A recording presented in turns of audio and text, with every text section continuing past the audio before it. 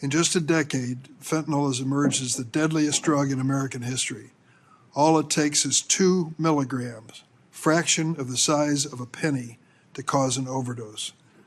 There is an overdose crisis in the United States, but we've learned that evidence-based solutions reduce deaths. In fact, in 2023, overdose deaths actually decreased for the first time since 2018 by 10%, more than 10%. We need to look at every factor that contributed to this reduction: counseling and treatment, training for first responders, naloxone, and other things. I appreciate the hard work of the sponsors of this bill we're considering. We all agree that the Halt Fentanyl Act will not by itself keep our communities safe. Our law enforcement agencies are on the front line of the fight to protect Americans, and there are other things we have learned. Just the other day, we had a testimony of Mr. Pizarro, I hope I pronounced his name correctly, from New Jersey, who's on our panel, who talked about the incidence of fentanyl and where it came from. We did a little research after some of his statements.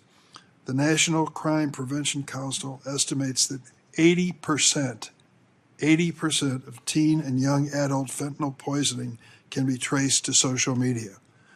Your heartbreaking witnesses this morning, mothers and parents who've lost a kid being a teenager, 80% of the time likely attributable to social media, which means, in my mind, that we ought to consider that as part of the solution to reducing fentanyl use.